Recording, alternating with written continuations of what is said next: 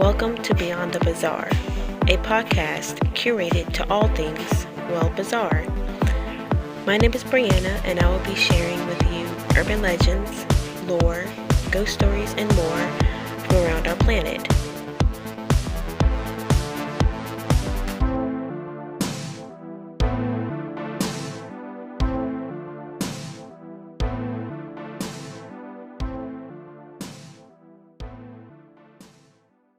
Hey everyone, welcome to a new week and a new episode of Beyond the Bizarre. This is Brianna, and I'm so glad that you guys have returned for another episode of the podcast. Last week we had talked about the Buhag of South Carolina, North Carolina, United States folklore, and I really liked learning about that and sharing that with you all. I'm sharing the stories and the information that I have found out with that. So I'm really, so exciting because I'm so excited to share. I'm getting ahead of myself. Today's episode is going to be great. So I'm getting a little bit of ahead of myself on that. So before I get into anything, as I stated last episode, I do want to start giving a disclaimer at the beginning of each episode. For this episode, in all episodes, I'm going to start this disclaimer. So starting this episode, we're going to do that. So the disclaimer is, if any listeners out there are under the age of 13, please speak with your parents or legal guardian before listening to this podcast. Get their permission, because some of the elements of our podcast can be a little bit scary. Well, really scary sometimes. And I don't want to be responsible for anyone underage being scared or feeling a certain type of way. So if you are under the age of 13, just please speak with your parent or ask if they'll listen with you, just to be sure that it's something that you can listen to on your own. Or if you guys want to make it a family affair, we're all for that as well. So whichever you want to do, just please make sure that you do that. For everyone else 13 and over, of course, it doesn't apply to you. You can listen at your own discretion. If anything on here does trigger you, because some elements, we may get into in the future may be a little bit dark sometimes, and it may be triggering to some people. So we'll start including that at the beginning of the episode. Like if there's any triggers, we'll include that to let you all know, saying, hey, heads up, this episode may contain triggers of certain situations, and things of that nature. So I just want to put that out there. So speaking of episodes, tonight's episode we're going to talk about two internet rituals that are relatively new. They formed in the mid 2010s, and they kind of took the internet by storm. And we've kind of done some research here to see if we can find out a little bit more about it, and of course also tell you guys how to partake in these rituals. Now, we're in no way, shape, or form condoning anyone to do this. So I do want to let you know, don't want anyone saying, I did this because Beyond the Bizarre, Brianna told me to. No. If you do this, you're doing this at your own discretion. And to let you know, I have not, nor will I ever partake in this, but it is fun to talk about. So the two rituals that we're going to talk about on tonight's episode is the elevator ritual or the elevator game. It goes by both. Or I think it's called Elevator to Another World. So it goes by many names, but I'm just going to call it the elevator game. And the other one is going to be the Three Kings ritual. As I stated, both of these did originate on the internet mid 2010s. And we did get some interesting information on the backstory of it. So with that being said, we're going to start with the elevator game. So the elevator game originated in East Asia, either South Korea or Japan. So per our research on the internet, there's posts about it that date back to at least 2010, 2011 in South Korea and around 2009 in Japan. So in the Japanese versions of the story, the ritual ends on the 10th floor. This choice was kind of stylistic, so readers can use their imagination on what happened. So you kind of just, when you read the ritual or when you go over it, you can kind of just picture what it looks like or what you envision. So in 2011, after the versions in Japan, the Korean versions began to emerge on the internet as well. So in Korean versions of the story, that included how to return back or how to just end the trip if you start to become uncomfortable. That begs the question, where does the internet ritual come from? Like, when did it, what inspired it? Like, did someone just wake up one day and decide that, oh, I'm going to make up something and put it on the internet? Where does it derive from? So, per our research, the inspiration of the elevator game may have come from an accident in Tokyo in June of 2006. Back during that time, a 16-year-old high school student was killed when the elevator began to ascend while the doors were open. So it was one of the many incidents in Japan where elevators ascended with the doors open of its own accord. So pretty much no buttons pushed, it just started ascending and the doors wouldn't shut, which resulted, unfortunately, in people dying. So according to the ritual, if you're successful, the elevator will ascend to the 10th floor. With the rumors and things going around about the elevator ritual, that's where we kind of get into probably one of the most recent stories that are kind of associated with it, that's kind of mentioned most of the time. And that's where I kind of first heard about the elevator ritual, was with, in America, the death of Elisa Lam. So back in February of 2013, the body of a Canadian college student named Elisa Lam was found in a water cistern on top of the Cecil Hotel in Los Angeles. This hotel is now known as the Stay on Main. Elisa had been missing for 2 weeks before her body was found. The last time she was seen prior to her death was on January 31st of 2013. The last time she was seen is in the hotel surveillance video, when she is seen behaving bizarrely. In the video, it shows Elisa pressing all the buttons and peeking around the side of the elevator. She also briefly steps out and then back into the elevator. In the last few moments of this video, we see Elisa making hand gestures, but we cannot see anyone other than her on the footage. So normally, Elisa's family began to worry since this was her last day at the hotel, but they had not heard from her, haven't gotten any texts, calls, or communications from her. They began to worry, like, where is she? She's supposed to be checking out. Did she check out okay? They heard nothing from her. So unfortunately, it would be 2 weeks before any break in the cause of her disappearance. In the days leading up to February 19th, 2013, the day that Lisa Lam's body was found, hotel guests began to complain about a funny taste in the water, and the water being discolored brown or black, and the water pressure was just terrible. So, of course, naturally, the hotel staff ended up sending their maintenance worker by the name of Santiago Lopez to check the rooftop water tank to see what was going on as to why the water was tasting funny and the water pressure was low in the hotel. Upon checking the water tank, Lopez discovered the body of Elisa Lam floating inside. The Los Angeles law authorities had to drain the entire water tank to retrieve her body.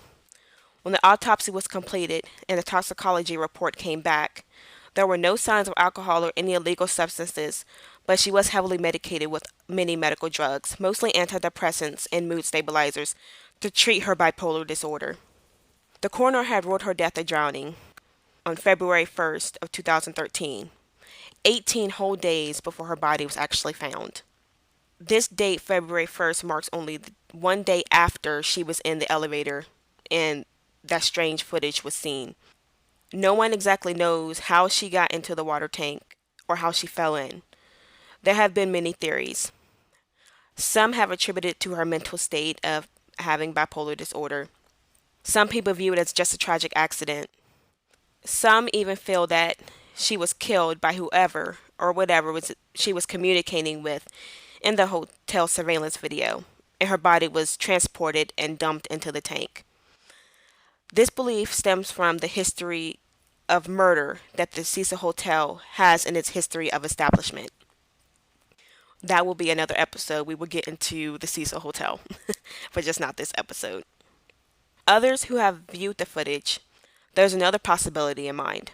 Some believe that Elisa Lam had played the elevator game, a game that is rumored to take you to another realm or dimension, the other side, whichever you want to call it.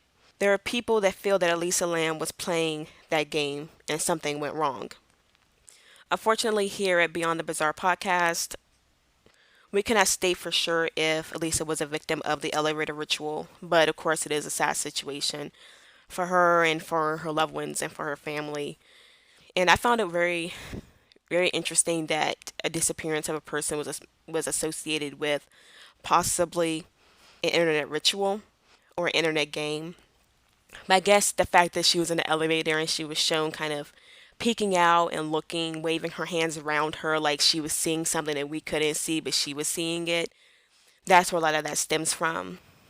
There were also some people that brought up the film Dark Water. I believe it came out around 2005, I want to say, that kind of had elements of the elevator game in it, which makes sense since it came out 2005 and the elevator ritual came to be around 2009. So maybe there was like a lot of influences in that, or maybe the story goes back further than we initially think right now, or from what's being shared on the internet as the origins. So it is just kind of like, when did it start? There's really no way to really pinpoint, but just those similarities is kind of creepy. But there is footage from Elisa Lam. It actually has accumulated millions of views on YouTube. And we're going to try to get the video on our website, www.beyondthebazaar.com. And we'll share that there for you all to look at it if you would like to see what we were talking about in regards to that video of her last moments in that elevator. So with that being said, you guys obviously want to know exactly what goes down. How do you get to the other side? And what exactly is the ritual? Like, what happens? How do you do it? And what happens if you were to succeed or if you were to fail? Well, let's go ahead and get into that with the steps of the ritual. Starting with the things you will need. At least one person. In some versions, it's one person only. In others, it can be played with more than one person. A public building with at least 10 floors. And of course, an elevator. So starting the game. Of course, you enter the elevator. Press the 4th floor. Do not proceed if someone enters the elevator or one of the players leave the elevator. If someone does that, you have to start from the beginning. Step 2. Press the 2nd floor. Do not proceed if someone enters the elevator or one of the players leave the elevator. If someone does that, start from the beginning. Press the 6th floor. Do not proceed if someone enters the elevator or one of the players leave the elevator. If someone does that, start from the beginning. Back to the 2nd floor.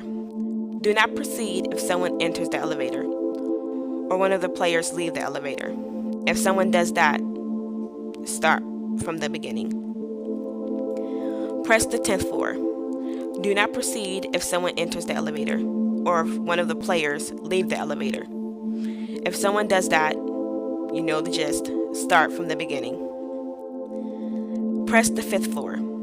Do not proceed if someone enters the elevator or if one of the players leave the elevator.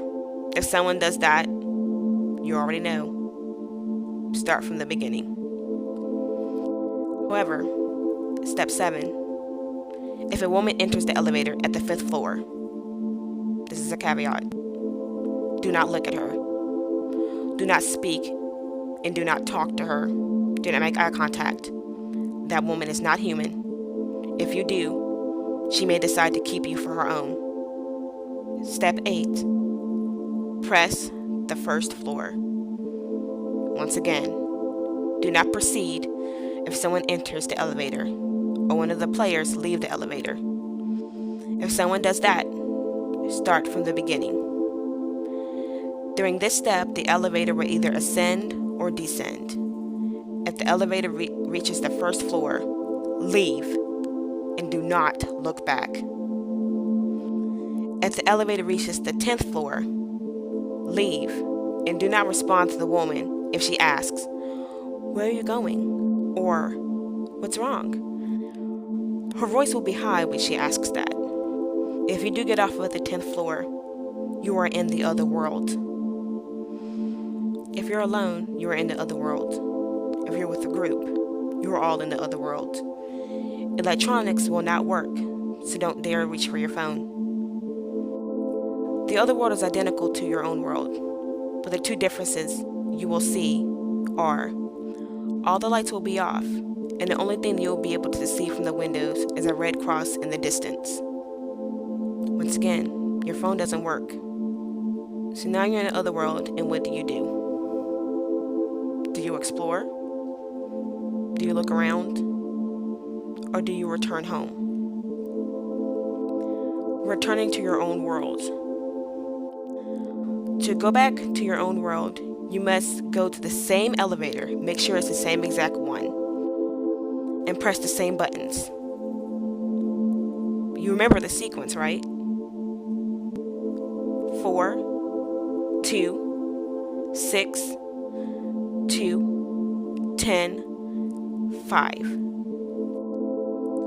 When you reach the 5th floor, press the button for the 1st floor. The elevator will again begin to ascend to the 10th floor. At this time, you can press any other floor's button to cancel the ascension. You must press the button you used to cancel the ascension before you reach the 10th floor. After you reach the 1st floor, check your surroundings carefully. If anything seems off, even the smallest detail, do not, I repeat, do not exit the elevator. If you detect something is wrong, repeat step 2 until your surroundings look as they should. Once you are confident you have returned to your own world, you may safely exit the elevator. Outside of the standard ritual, there are other tips for safe travel to the other world. Once again, regarding the woman on the 5th floor, do not look at her. Do not speak to her. She is not a woman. She is not human. Remember that. Do not acknowledge her. If she should get on the elevator, look at the floor. If it's a reflective elevator, look at the buttons, or once again, look at the floor. Do not make eye contact, even if she should speak with you. Tip 2. Someone enters or someone leaves. So if someone were to enter or someone leave other than the woman on the 5th floor, begin again at the 4th floor. Tip 3. When you're in the other world. Once again, only people that leave on the 10th floor will go to the other world. Mind you, getting back to your own world may be more difficult than it seems. You may become disoriented and forget which elevator in which you arrived.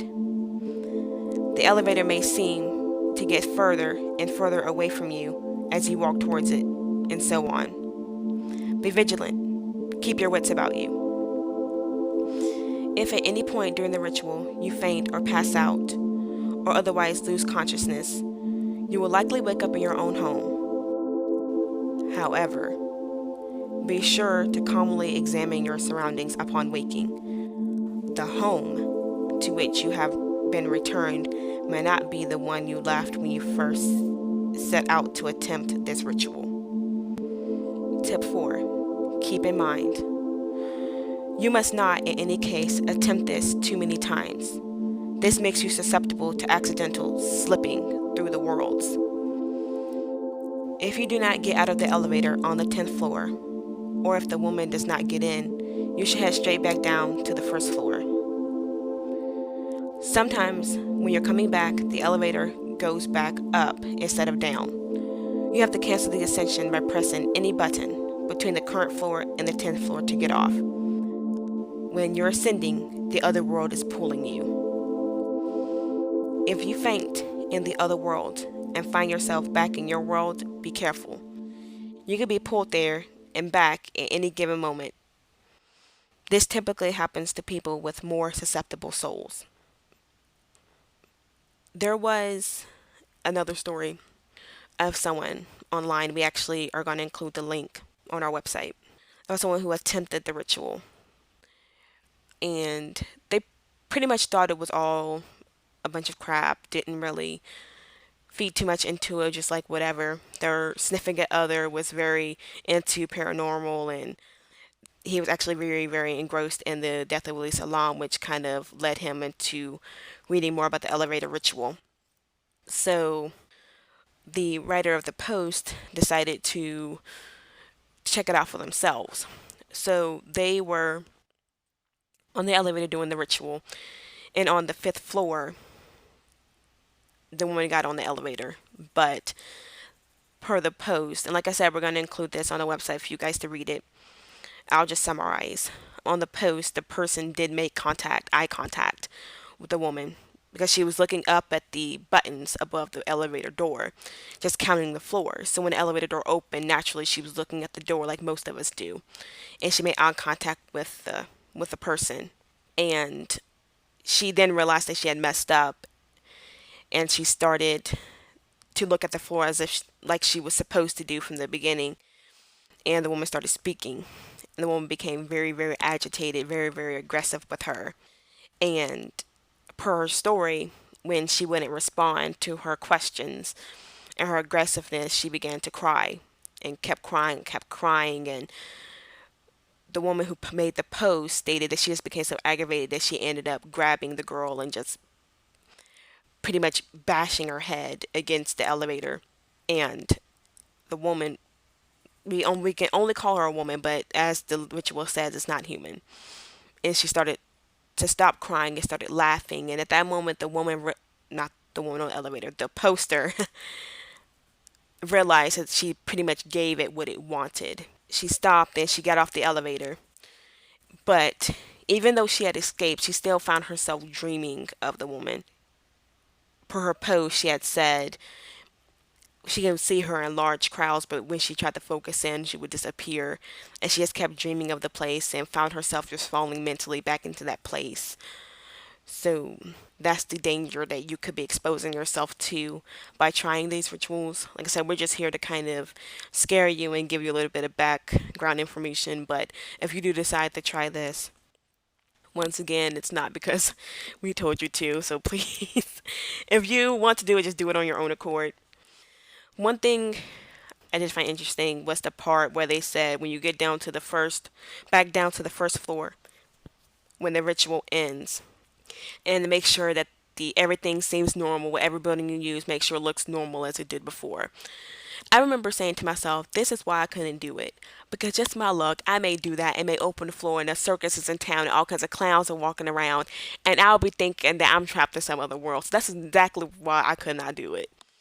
But that upon other reasons, I'm just, I like, even though the world is in chaos right now, I kind of like the world that I live in. So, aside from the elevator ritual, as I told you in the beginning, we also are going to be talking about another ritual called the Three Kings ritual. Now, the Three Kings ritual, it originated back in July 2012, July 10th, 2012 to be exact. The story emerged on Reddit. A Reddit user by the name of Fable Forge posted it on the No Sleep subreddit. He titled his post, "Please don't actually try this." In his post, he details the instruction for the Three Kings ritual. So when he made this post, he didn't expect for it to go viral and to have a subreddit called Three Kings created. So 2 days later, on July 12th, Fable Forge made a post detailing the origins of the ritual. The origins of the ritual come from Mexico, where Fable Forge was sent to juvie for stabbing someone in his youth. Fable Forge stated that he was obsessed with the paranormal, and while in juvie, he started giving dream interpretations and advice on rituals. So after this gained him some friends, he and his friends started playing with different rituals like La Llorona and El Chorro Negro. Each night after midnight, him and his friends would start a ritual. Through trial and error, Fable Forge and his friends would tweak the ritual to improve the outcomes. He had a second mirror, a fan, etc. We'll get into all of that as to what all that means. All of which would become the Three Kings ritual as we know today. So according to Fable Forge, I could afford to iterate new variations nightly. I had a fresh supply of people lining up for the latest tweak. We would all wait outside the showers and smoke, and then talk about what happened. Many of the requirements and items used in the ritual were learned the hard way. So, for example, per Fable Forge, a shy young man named Samuel had a bad experience during the ritual. During the ritual, he suddenly screamed and wouldn't come out of the room when his name was called. When they found him, he was facing straight into one of the mirrors. The guys knew they couldn't save him or they would be stuck like Samuel. One of the boys knocked the candle out of his hands, hoping to end the ritual. However, Samuel didn't move and the light didn't go out, but the flame was getting bigger. Fable Forge recalls, I clearly remember this surreal visual of the Veladora candle spinning on a wet mosaic floor, shooting out flame the length of Carlos's arm like a miniature flamethrower. He says that someone had the idea to get water from some nearby sinks, which worked.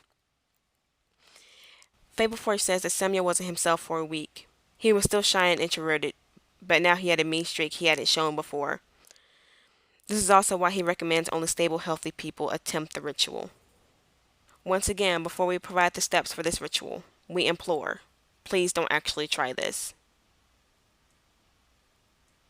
What I'm about to share with you today is one of the many relatively safe ways in which you can access, but not quite enter, a place called the shadow side. And its effectiveness depends on how seriously you take me.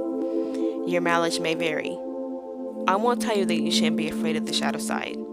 Chances are you've already seen it, after all, and really think it was just a recurring dream. I will tell you there is no need to be ignorantly afraid of it, though. There is a difference. Ignorance fuels fear, and fear can give that place a whole lot of juice to run on. You have to be big on preparation if you try this. It's like skydiving. If getting it right on your first try is not something you're good at, then this is not for you. If you do drugs or alcohol on the night of the event, you're going to have a bad time. If you're going through some serious issues in your life and you're not feeling mentally or spiritually stable, if you're doing this just to escape, you're going to have a bad time. And if you don't follow my instructions, particularly the multiple backups I'll give you, trust me, are there for a reason, you're going to have a really bad time. The game is called The Three Kings, by the way. Ingredients. A very large, empty, and quiet room, preferably without windows. If windows exist, you need to be able to cover them and ensure total darkness. Basements usually work well, if they're roomy enough. A pack of candles.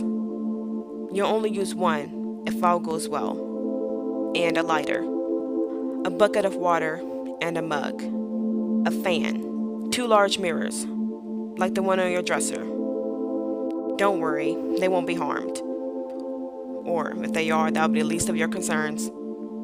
3 chairs, an alarm clock, an active cell phone. And y'all, please don't, if you're gonna do this, please not forget to charge your daggone cell phone. A loved one, willing to follow the rules that go along with all of this craziness.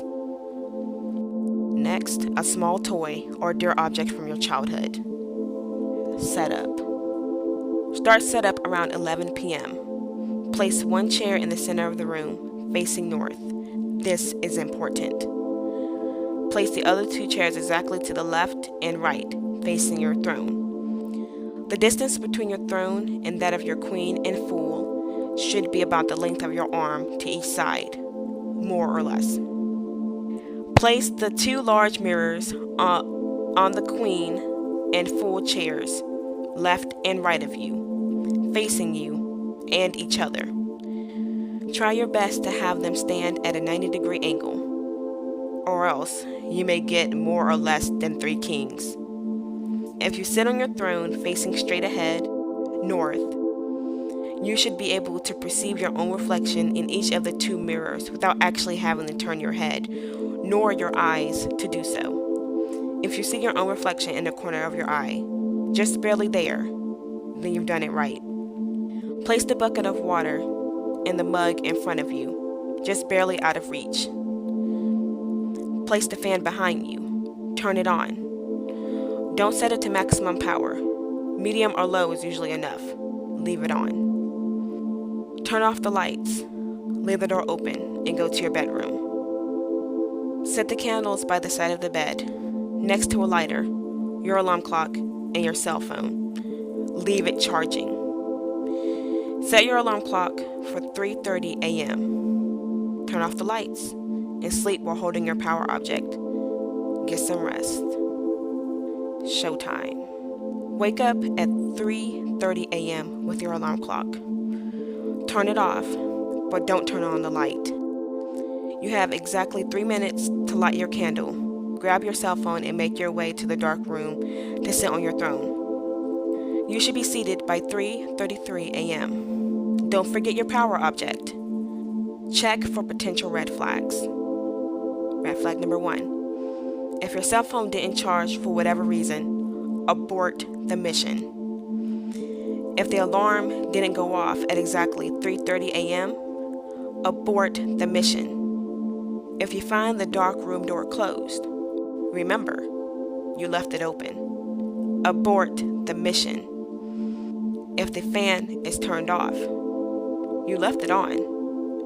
Abort the mission. Side note, if you have to abort the mission due to any of the above, leave the house with your loved one. Go to a hotel, motel, another friend's house, anywhere else. There's no need to run. You have time to grab your jacket and your keys and whatnot, but leave. After 6 a.m., the coast should be clear. However, if all goes as planned, you can proceed and take your throne. Do not look directly at either of the 2 mirrors beside you. Do not let the candle go out. The fan is behind you. You must protect the candle with your body, which is standing in between. There's a reason for this, as you'll soon see. Look straight ahead at the darkness, not at the candle, not at the mirrors, just straight ahead. So I'm sure you guys surely noticed I didn't say during setup which chair was queen and which chair was full. That's because it's your job to find out. And from their point of view, you're either their queen or their fool too. Hence, 3 kings. I won't spoil what happens next. Suffice to say, you won't be alone if you have questions. You'll get answers. Sometimes in the form of new questions. But hey, that's the story of humanity. Just stay put and try not to move. Again, do not look directly at the mirrors, nor the candle. Just straight ahead. Trust me. Don't chicken out either. You need to wait until 4:34. By 4:34, it's all over. It's okay to tremble a little bit. Just try not to. Not because it affects the ritual or anything. It's just a chicken thing to do in polite company. Did I mention not to let the candle go out? That's what the fan is for. You're protecting the candle with your body. But if your body were to suddenly be moved, then the fan would turn off the candle. That's backup number 1. Your loved one is backup number 2. At 4:34, he or she has to come in the room and call your name. If that won't work, he or she has to call your cell phone. If that won't work, he or she has the glass of water in the bucket. They cannot touch you though. That's a newbie mistake. Backup number 3 is your item of power, the toy or locket or whatever object of strength you brought along for the ride. It'll show you the way if it all goes down. Have multiple backups. You gotta be like a Boy Scout if you do these things. If you half-ass it all the way so it won't work. Worst you can do is to take it seriously enough for it to work and not seriously enough to be prepared for the consequences.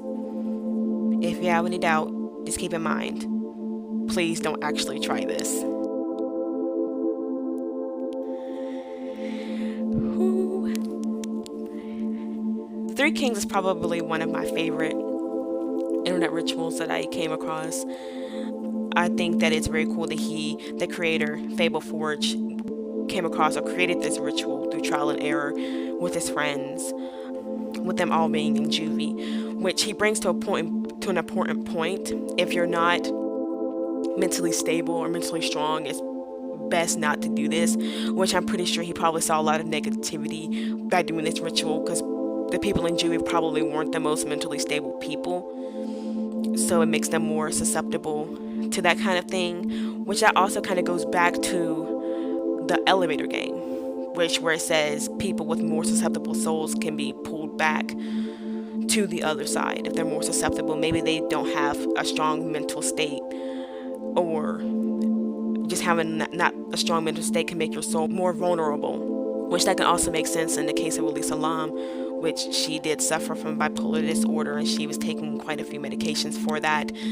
So it kind of all goes round circle and kind of all adds up from that standpoint, but even if you do not have like any type of mental things going on or anything like that, I still wouldn't try any of these rituals because I wouldn't even want to know what would happen if either ritual were successful. I wouldn't want to experience it personally. Let me reword that. I wouldn't want to experience it personally, but I would want to know what happened if someone actually succeeded and went there. There were some like YouTube videos that we did see, and we'll try to include those on our website as well. We'll get those posted later this week of people who stated they did do the Three Kings and what happened and what they experienced, and individuals who claim to travel to the other side via the elevator game. We'll try to get that for you. But to have different things like this, just pop up on the internet, it's it's crazy. But it's interesting at the same time. And to have like headline cases like Elisa Lam's break the news and be associated with things like this, it just makes you wonder, are these things real? Do these things really happen? You know, are people actually out here traveling and going over to different realms or communicating with the other side? Now, with the Three Kings ritual, there's three kings. So in some cases, people who have stated they've succeeded, the way they view it is that you're speaking with people, could be speaking with other people doing the ritual, or just like other spirits. Some people feel like it's like a guardian angel versus a demon thing, where instead of a place of a queen and a fool, there's like a guardian angel, there's a devil. There's just different versions of that have kind of developed beyond the base of the Three Kings. And there's different versions of the elevator game as well. I guess as time goes on, people will add their own little flair to it, their own little touch to it, and to keep the lore alive and to keep it interesting and to just change it as time goes by and as technology grows. Things will be added to it to make it a little bit more spicy for the time. The story that we shared tonight for the Three Kings ritual, that is by Fable Forge. He did post that on No Sleep. That was by him, and I just read that for you guys. You guys can kind of know the steps. Once again, and as he said in his title, please don't actually try this. But if you do, then make sure you do it right. Don't do it wrong. And if you are going to mess up, just mess up all the way. Just don't half do good and half do bad. Just, if you're going to do it, make sure you do it right. So with that being said, this concludes tonight's episode of Beyond the Bizarre. Come back next week, next Tuesday, for a whole new episode. More frights and scares are on the way. Until then, have a great night.